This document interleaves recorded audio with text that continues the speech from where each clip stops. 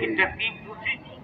جب مسلمان ہو گئے تو ترتیب یہ بن گئی کہ پہلے دعوت دیں گے، تعلیم کرائیں گے، تزکیے والے عملوں کو میں لگائیں گے اور خدمت کریں گے.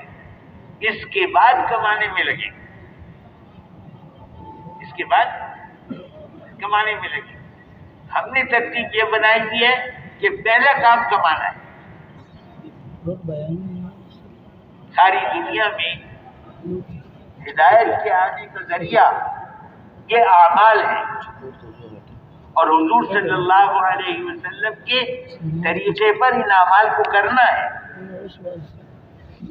اب ہدایت کے آنے میں جو دیر ہے وہ ہماری اعمال کے اندر قربانیوں کی کمی کی وجہ سے. ہمارے یہاں کیا ہے، پہلے کمائی اس کے بعد یہ کام کہتے کریں گے. بھائی الحمدللہ مسلمان ہیں، الحمدللہ مسلمان ہیں، کریں گے کام لیکن فرصت میں کریں گے. فرصت میں کریں گے تو بھائی پھر فرصت تو کب کتنوں کی فرصت تو جب موت کا وقت آ جاتا ہے تبھی ہوتی ہے.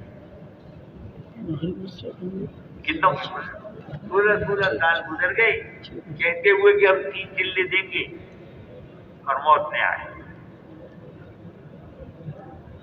فرصت تو اللہ کو علم ہے.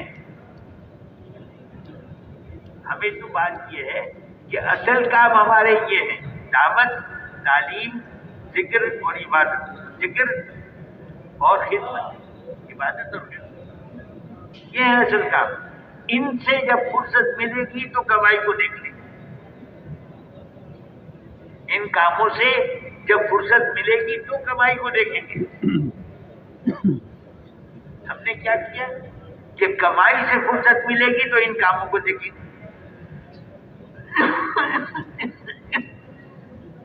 ساری دنیا میں جتنی خرابی ہے، جتنی ہلاکتیں اور خونریزیاں ہیں، جتنی چوریاں اور ڈاکے ہیں، وہ سب ہمارے اس ترتیب کو بدلنے کی وجہ سے.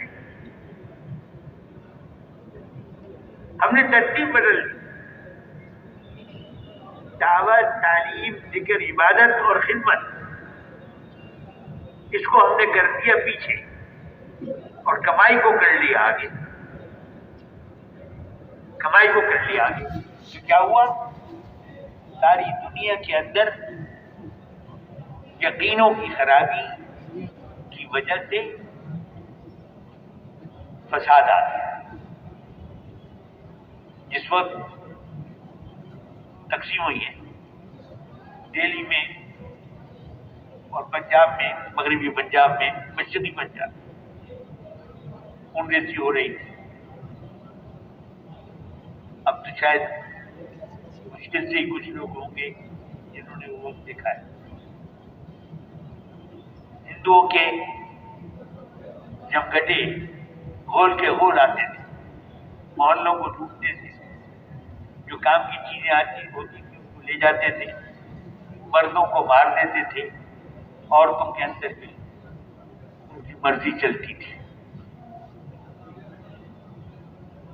سارا دن، سارا شہر اجڑ رہا تھا، محلوں میں آگ لگا دیتے تھے. یہی مشرقی پنجاب میں ہو رہا تھا. تو مولانا یوسف صاحب رحمۃ اللہ علیہ نے اپنے ایک نظام الدین کے ساتھی سے کہا کہ یہ جو کچھ ہو رہا ہے اس کا ذمہ دار ایک میں ہوں، ایک تم. یہ جو کچھ ہو رہا ہے، قتل و غارت گری، خون ریزی، اس سب کا ذمہ دار ایک میں ہوں اور ایک تم.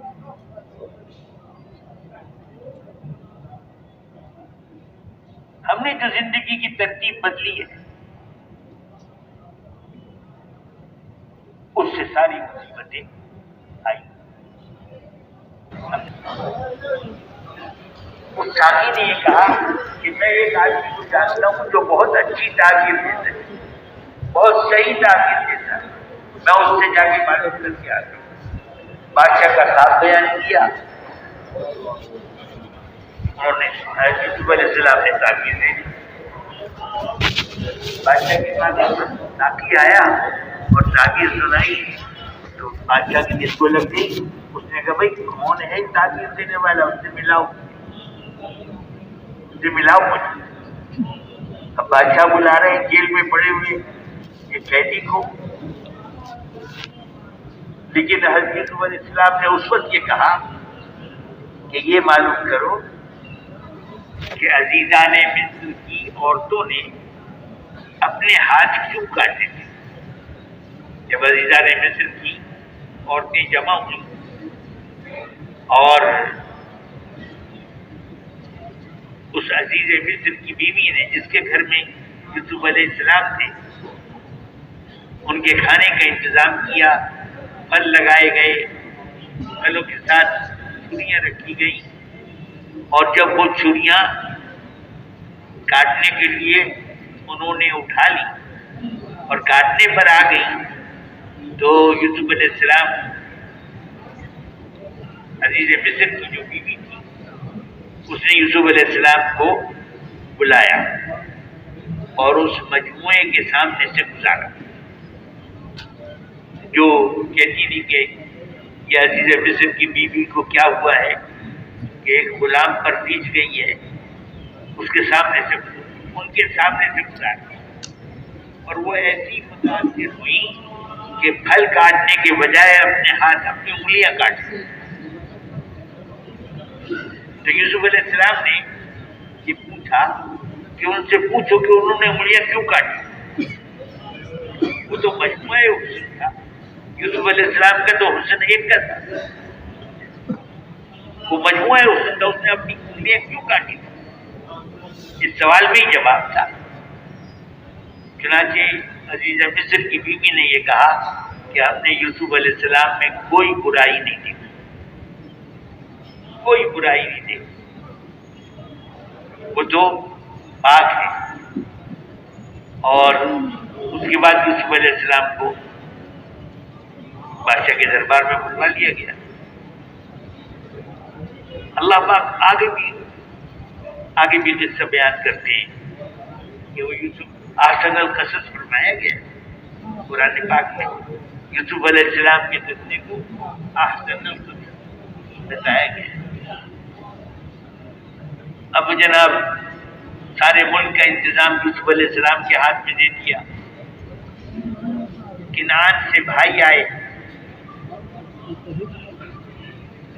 قحط پھیلا ہوا تھا اور تنگی تھی، بھائی آئے مدد کے لیے.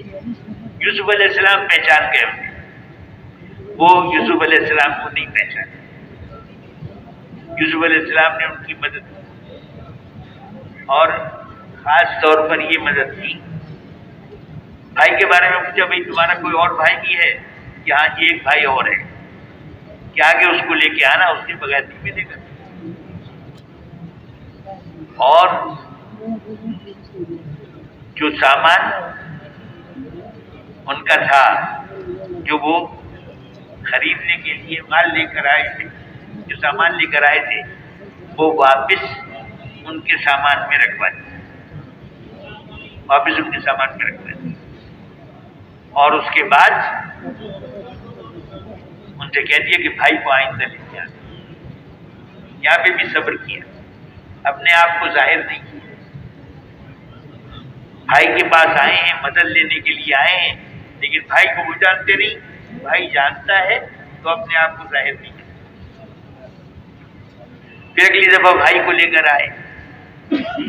اب یوسف علیہ السلام نے کیا ترکیب کی، اللہ پاک نے ان کے دل میں ڈالی، اور ترکیب یہ کی کہ ان کے سامان میں بادشاہ کا پیمانہ رکھ دیا. اب وہ جناب پوچھا کافی بار تم نے بادشاہ کا پیمانہ کیا تمہارے پاس ہے، تم نے لوگوں نے اٹھایا ہے؟ انہوں نے کہا نہیں، ہم کوئی چور تھوڑی ہیں، انہوں نے کہا اچھا اگر کسی کے پاس سے نکل آیا، کہنے اسی کو جس کے پاس سے نکلا وہی تمہارا ہے، اسی کو اپنے پاس رکھ لینا.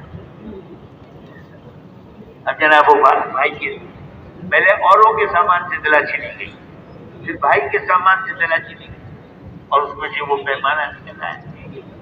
اب جناب وہ گھبرائے, آپ ہمیں رکھ لیجیے, اس کو دے دیجیے, اس کو بھیج دیجیے. انہوں نے کہا نہیں, یہ نہیں ہوتا. ظلم کوئی کرے سودا کوئی وصول بنے, یہ نہیں ہوتا, یہ نہیں ہوتا. آخر میں اللہ پاک یہ فرماتے ہیں, سارے قصے کو اونچ نیچ کو بیان کر کے یہ فرماتے ہیں کہ وہ تقوی والے تھے اور صبر والے تھے. وہ تقوی والے تھے اور صبر والے.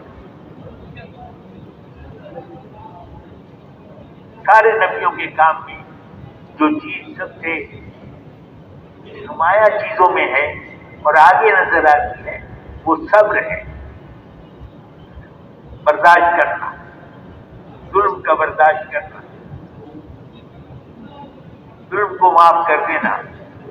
تو محترم بھائیوں, بزرگوں اور دوستوں, نبیوں والے کام میں یہ چار چیزیں ہیں. اللہ جل شانہ نے قرآن پاک میں بیان فرمایا ہے اور 6-7 جگہ بیان فرمایا ہے. 6-7 جگہ بیان فرمایا. ایک تو اللہ کا کلام سنا کر اللہ کی طرف بلانا. دوسرے تزکیہ کرنا, برائیوں کو نکالنا, خوبیاں پیدا کرنا. تزکیہ کرنا, جھوٹ کو نکالنا, سچ بنانا. ظلم کو نکالنا, عدل بنانا, عادل بنانا. بے حیائی کو نکالنا, حیادار بنانا. تزکیہ کرنا, نبیوں کے کام میں اللہ کا کلام سنا کر اللہ کی طرف بلانا. دوسرا تزکیہ کرنا. تیسرے تعلیم دینا کتاب کی, اللہ کی کتاب کی تعلیم دینا. اور چوتھے سنت کی تعلیم دینا, سنت کی تعلیم دینا. قرآن پاک میں جہاں پر اس کو بیان فرمایا اس میں ہے تعلیم کتاب کی اور حکمت کی. اور علماء یہ فرماتے ہیں کہ حکمت سے مراد سنت ہے, حکمت سے مراد سنت ہے. مولانا سید سلیمان ندوی رحمۃ اللہ علیہ نے حضرت مولانا علی میاں کی کتاب مولانا الیاس رحمۃ اللہ علیہ اور ان کی دینی دعوت, اس پر مقدمہ لکھا اور مقدمے کے شروع میں یہ آیت لکھی, یہ آیت مبارکہ لکھی, لقد من اللہ علی المؤمنین اذ بعث فیہم رسولا من انفسہم یتلو علیہم آیاتہ ویزکیہم ویعلمہم الکتاب والحکمہ. اللہ نے مومنوں پر یہ احسان فرمایا کہ ان میں ایسے نبی بھیجے, ایسا نبی بھیجا جو اللہ کا کلام سنا کر ان کو بلاتا ہے اور تعلیم دیتا ہے کتاب کی اور تعلیم دیتا ہے حکمت کی اور ان کا تزکیہ کرتا ہے. دنیا کے اندر جب بھی دنیا کے اندر جب بھی شر سے خیر کی طرف تبدیلی آئی ہے وہ نبی کی محنت سے آئی. کوئی تبدیلی شر سے خیر کی طرف نبی کی محنت کے بغیر نہیں ہے. شر سے خیر کی طرف تبدیلی, ڈاکو کا حفاظت کرنے والا بن جانا, ظالم کا عادل بن جانا, خائن کا خیانت کار کا امانت دار بن جانا. یہ تبدیلی جو ہے یہ تبدیلی نبیوں کی محنت سے آتی. حضور صلی اللہ علیہ وسلم نے یہ کام اپنی امت کو دکھائے. حضور آخری نبی بن کر تشریف لائے. آپ کے بعد قیامت تک کوئی نبی نہیں آئے گا اور نبیوں والے کام کے لیے اللہ پاک نے حضور صلی اللہ علیہ وسلم کی امت کو چن لیا.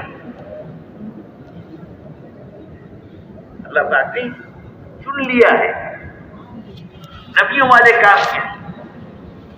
اس لیے نبیوں والا کام اپنی امت کو آپ نے سکھایا ہے، امت کو دعوت دینا سکھایا، امت کو تعلیم کرنا سکھایا، امت کو عبادت کرنا سکھایا، امت کو علم دیا کتاب کا اور حکمت کا. یہ اصل چیز. مولانا سید سلیمان صاحب رحمۃ اللہ نے لکھا ہے کہ اس آیت میں کار نبوت کے فرائض بیان کیے گئے. اس آیت میں کار نبوت کے فرائض بیان کیے گئے. بہت بڑی بات ہے. میں بہت کہتے ہوئے ڈر لگتا ہے، لیکن کوئی وضو کے فرائض ادا نہ کرے تو وضو ہو جائے گا؟ کیا خیال ہے؟ کوئی نماز کے فرائض ادا نہ کرے تو نماز ہو جائے گی؟ یہ کار نبوت کے فرائض ہیں، کار نبوت کے فرائض ہیں. اللہ کا کلام سنا کر اللہ کی طرف بلانا، اللہ کی کتاب کی تعلیم دینا، سنتوں کی تعلیم دینا، یہ کار نبوت کے فرائض ہیں. اور اللہ پاک نے حضرت محمد صلی اللہ علیہ وسلم کی امت کو کار نبوت کے لیے چنا ہے. اللہ پاک فرماتے ہیں ہم نے اس امت کو چنا ہے. اور حضور کی امت فرمایا قیامت کے دن سارے انسانوں کی 120 صفیں ہوں گی، 120 صفیں ہوں گی، اور میری امت کی ان میں سے 80 صفیں ہوں گی. باقی 40 صفیں سارے نبیوں کی امتوں کی. حضور کی امت کی کتنی صفیں ہوں گی؟ 80 صفیں. حضور صلی اللہ علیہ وسلم نے اپنی امت کو یہ کار نبوت کے فرائض سکھا دی. ایسی ان کے اندر محنت فرمائی کہ وہ ان فرائض پر کام کرنے والے بنے. ایک صاحب یہ ہے قبیلے بنی غفار میں سے ہیں.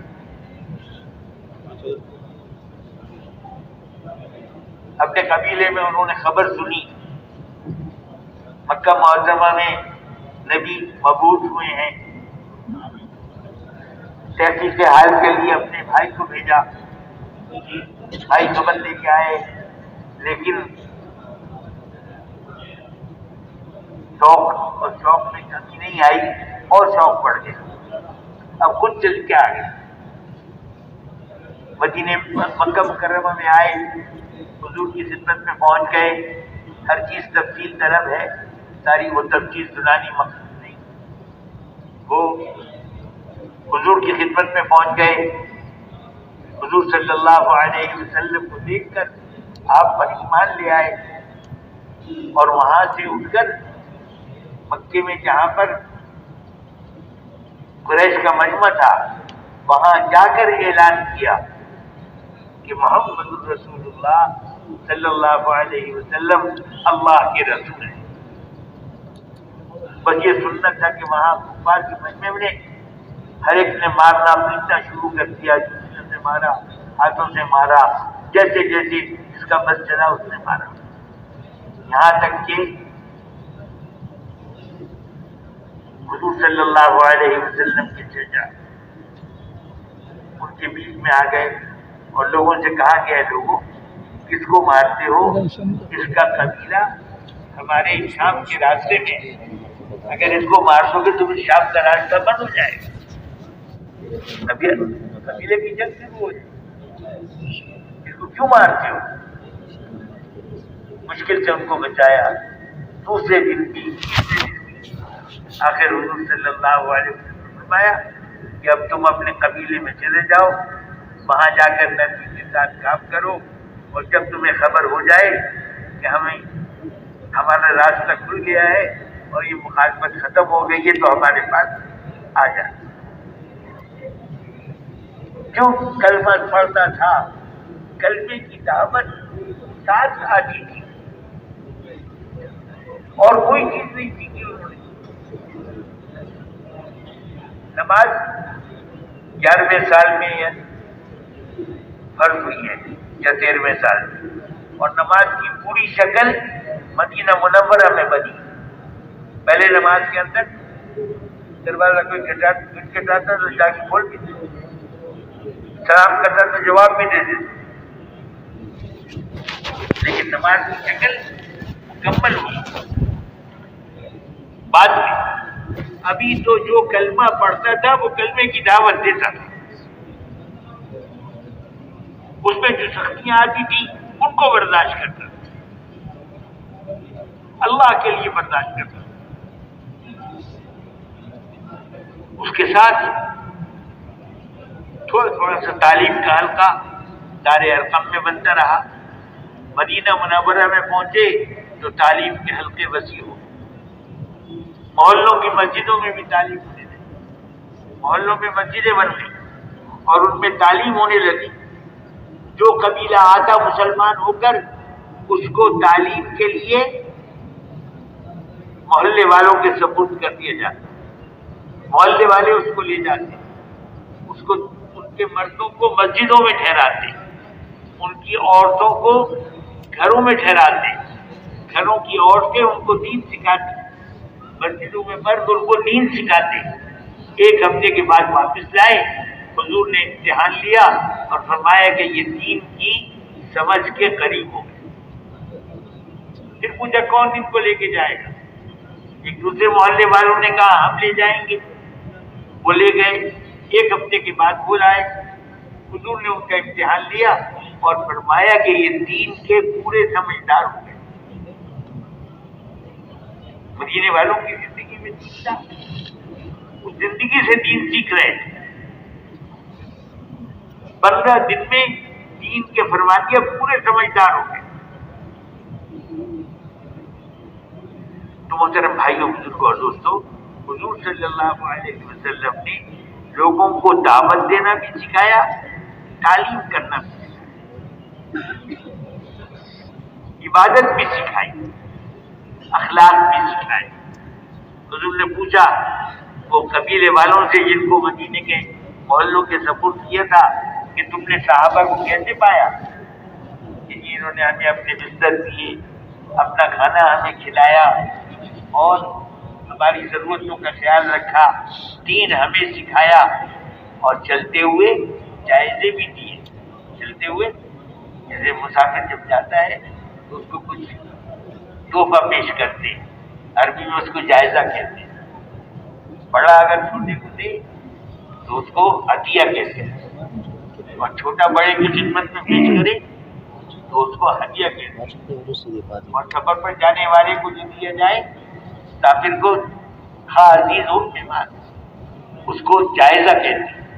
جائزے بھی انہوں نے دیے، کسی نے کھجور کی گٹلی کے برابر چاندی دے دی، کسی نے ایک تھیلی کھجور کی دے دی، کسی نے ایک تھیلی ستو کی دے دی، جو جس کے پاس تھا اس نے وہ جائزے بھی دیے۔ آنے والوں کو سکھاتے بھی تھے، کھلاتے بھی تھے اور چلتے ہوئے ان کو جائزے بھی دیتے، جائزے بھی دیتے، یہاں تک کہ اللہ جل شانہ نے اس ترکیب کو مدینے والوں کی زندگی میں داخل کر دیا۔ سب سے پہلے دعوت کے لیے نکلتے تھے، پھر تعلیم دیتے تھے، پھر تزکیہ کرتے تھے، ان کا تزکیہ بھی کرتے، تزکیہ کرتے تھے، تعلیم دیتے تھے اور اخلاق سکھاتے تھے۔ محترم بھائیوں اور دوستوں، یہ کام اس امت کے لیے حضور اکرم صلی اللہ علیہ وسلم کی ختم نبوت کی وجہ سے امت کے ذمے کیے گئے۔ ہمارے یہاں جو بات ہے، ہمارے یہاں یہ ہے کہ ہمارے کام تو اور ہے، ہمارے کام ملازمت ہے، دکانداری ہے، مزدوری ہے، کارخانے داری ہے، کام تو ہمارے اور ہے۔ جب ان کاموں سے فرصت ملے گی تو ٹھیک ہے، یہ کام نہیں کریں گے۔ یہ کیا کہتے ہیں، ہم پہلی فرصت میں 4 مہینے لگائیں گے، یعنی فرصت کس سے، جو ہمارا پہلا کام ہے، پہلا کام کمانا، وہ چاہے شکل ہو مزدوری کی یا ملازمت کی یا تجارت کی یا زراعت کی، کوئی بھی شکل ہو، پہلا کام ہے کمانا۔ کمانے سے جب فرصت ملے گی تو ہم یہ دین کا کام کریں، دین کا کام کریں۔ محترم بھائیوں، تو اصل چیز صحابہ کرام کے یہاں کیا تھی، اصل پہلے ان کی ترتیب دوسری تھی۔ جب مسلمان ہو گئے تو ترتیب یہ بن گئی کہ پہلے دعوت دیں گے، تعلیم کرائیں گے، تزکیے والے عملوں کو میں لگائیں گے اور خدمت کریں گے، اس کے بعد کمانے میں لگیں گے، اس کے بعد کمانے میں لگیں گے۔ ہم نے ترتیب یہ بنائی دی ہے کہ پہلا کام کمانا ہے۔ ساری دنیا میں ہدایت کے آنے کا ذریعہ یہ اعمال ہیں، اور حضور صلی اللہ علیہ وسلم کے طریقے پر ان اعمال کو کرنا ہے۔ اب ہدایت کے آنے میں جو دیر ہے وہ ہماری اعمال کے اندر قربانیوں کی کمی کی وجہ سے۔ ہمارے یہاں کیا ہے، پہلے کمائی، اس کے بعد یہ کام کہتے کریں گے، بھائی الحمدللہ مسلمان ہیں، الحمدللہ مسلمان ہیں، کریں گے کام، لیکن فرصت میں کریں گے،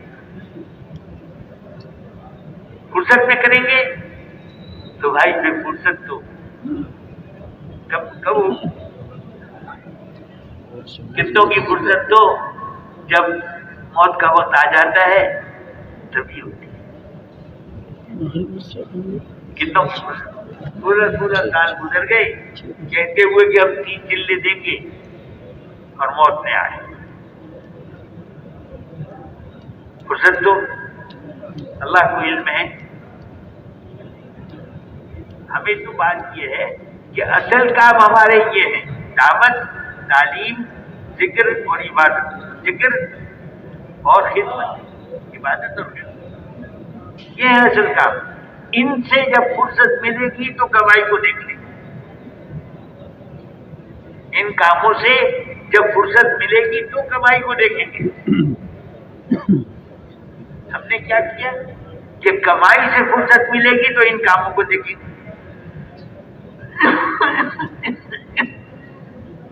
ساری دنیا میں جتنی خرابی ہے، جتنی ہلاکتیں اور خونریزیاں ہیں، جتنی چوریاں اور ڈاکے ہیں، وہ سب ہمارے اس ترتیب کو بدلنے کی وجہ سے۔ ہم نے ترتیب بدل دی، دعوت، تعلیم، ذکر، عبادت اور خدمت، اس کو ہم نے کر دیا پیچھے اور کمائی کو کر لیا آگے، کمائی کو کر لیا آگے۔ تو کیا ہوا، ساری دنیا کے اندر یقینوں کی خرابی کی وجہ سے فساد آ گیا۔ جس وقت تقسیم ہوئی ہے دہلی میں اور پنجاب میں، مغربی پنجاب میں، مشرقی پنجاب، خونریزی ہو رہی تھی۔ اب تو شاید مشکل سے ہی کچھ لوگ ہوں گے جنہوں نے وہ وقت دیکھا ہے۔ ہندوؤں کے جمگٹے ہول کے ہول آتے تھے، محلوں کو لوٹتے تھے، جو کام کی چیزیں آتی ہوتی تھی ان کو لے جاتے تھے، مردوں کو مار دیتے تھے، عورتوں کے اندر بھی ان کی مرضی چلتی تھی۔ سارا دن، سارا شہر اجڑ رہا، محلوں میں آگ لگا دیتے تھے۔ یہی مشرقی پنجاب میں ہو رہا تھا، تو مولانا یوسف صاحب رحمۃ اللہ علیہ نے اپنے ایک نظام الدین کے ساتھی سے کہا کہ یہ جو کچھ ہو رہا ہے اس کا ذمہ دار ایک میں ہوں، ایک تم۔ یہ جو کچھ ہو رہا ہے، قتل و غارت گری، خون ریزی، اس سب کا ذمہ دار ایک میں ہوں اور ایک تم۔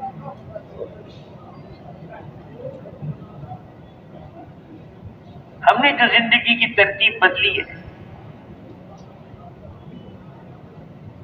اس سے ساری مصیبتیں آئی۔ ہم نے دعوت کے بجائے کمائی کو پہلا درجہ دیا، اس کے بعد کمائی میں سے کتنے لوگ ہیں جو خدمت پر آتے، اس سے آگے تعلیم پر آتے، عبادت پر آتے، اس سے آگے دعوت پر آتے، کم ہوتے چلے جاتے۔ کمائی میں ہے، کمائی تو 100% کا کام ہے، 100% کا کام کمانا۔ کمانے سے کچھ وقت بچے گا تو عبادت میں لگا دیں گے۔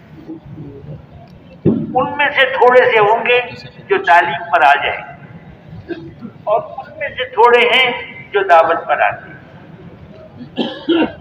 ہم نے ساری ترتیب کو بدل دیا ہے، ساری ترتیب کو بدل دیا ہے۔ حضور والی ترتیب میں دعوت سب سے اوپر تھی، اس کے نیچے تعلیم تھی، اس کے نیچے ذکر اور عبادت تھی، اس کے نیچے خدمت تھی۔ خدمت میں اپنی خدمت بھی تھی، گھر والوں کی خدمت بھی تھی، اور ساتھ والوں کی خدمت بھی تھی۔ ہم نے ترتیب الٹ دی، سب سے آگے کمائی آئی، اور کمائی کے بعد کمانے والوں میں سے تھوڑے سے ہیں جو عبادت پر آتے ہیں، اور عبادت پر آنے والوں میں سے تھوڑے سے ہیں جو تعلیم پر آتے ہیں، اور ان میں سے کتنے ہیں جو دعوت پر آتے ہیں۔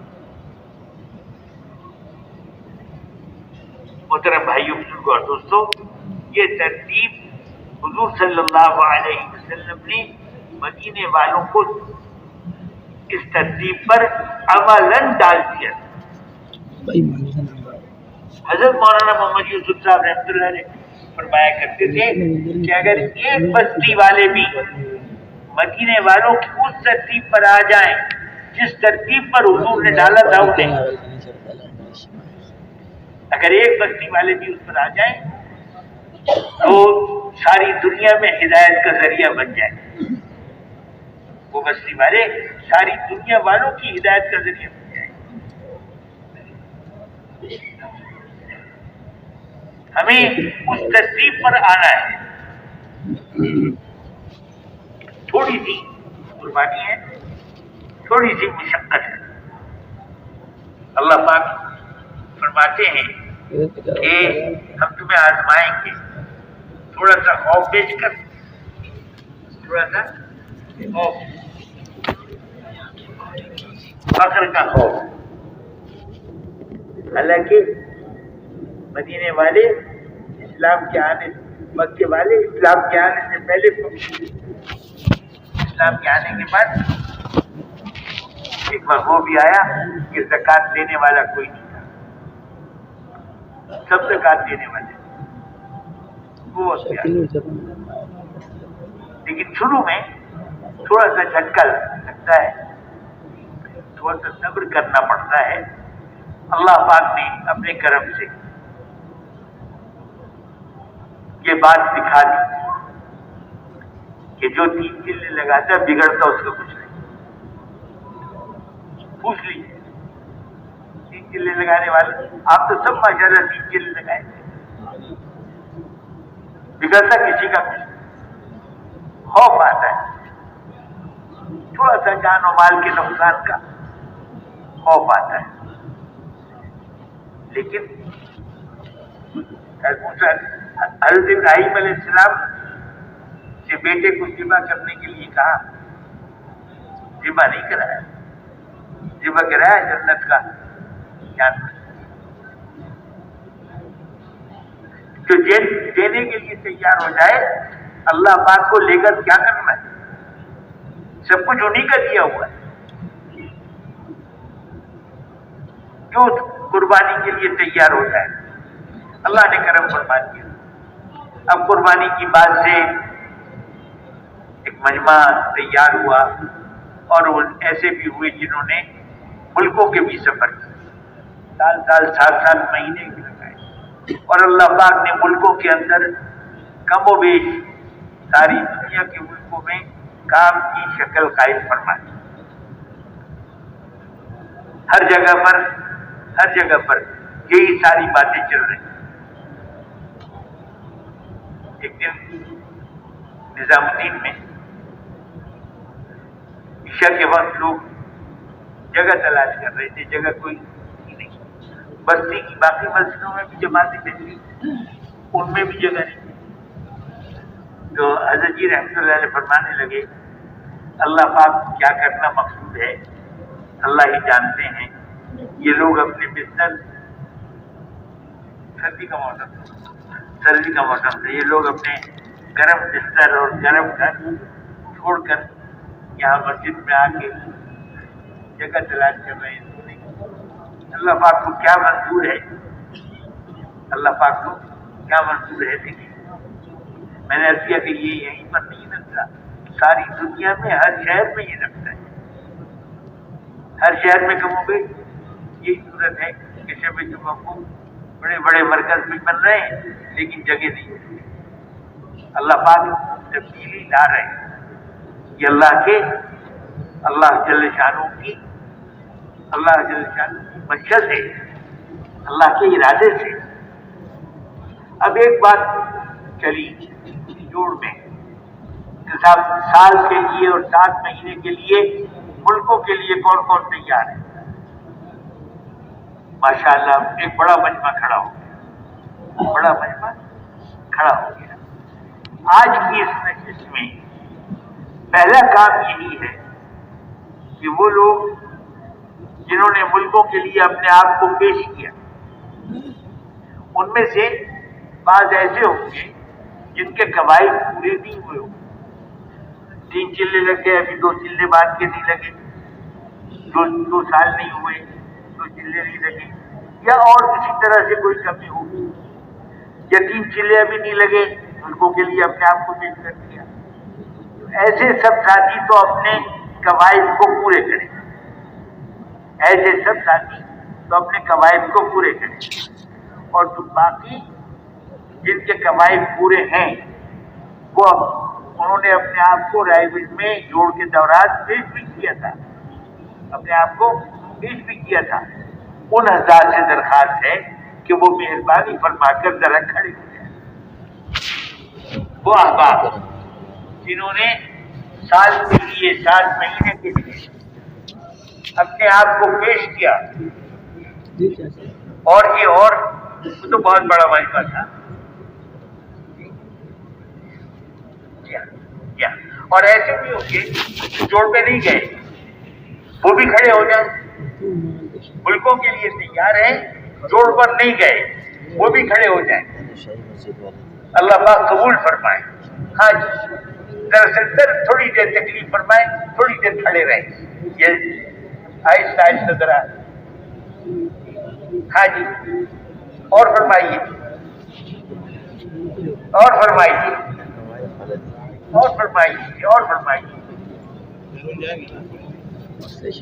ہاں جی، اور جو وہاں نہیں گئے تھے وہ بھی کھڑے ہو جائیں. اب آپ حضرات سے ایک درخواست ہے، وہ یہ کہ مغرب کی نماز کے بعد یہ مشورے کا جو ہال ہے شمال کی جانب بڑا کمرہ ہے، اس میں مغرب کی نماز کے بعد آپ حضرات جنہوں نے ملک کے ارادے فرمائے تھے، یہاں ارادے کیے وہ بھی، یہاں نام لکھا ہے وہ بھی، جن کے پرچے بن گئے وہ بھی، جن کے پرچے نہیں بنے وہ بھی، وہ سب حضرات مغرب کی نماز کے بعد فوری طور پر وہاں جمع ہو. مشورے والے کمرے میں مغرب کی نماز کے فوری بعد وہاں جمع ہو. اللہ پاک سب کے لیے آسان فرمائے. باقی سارا مجمع انشاءاللہ آگے کی بات ہوگی. آپ حضرات سے گزارش ہے کہ یہیں تشریف رکھیں. سبحانک اللہم وبحمدک نشہد ان لا الہ الا انت نستغفرک ونتوب.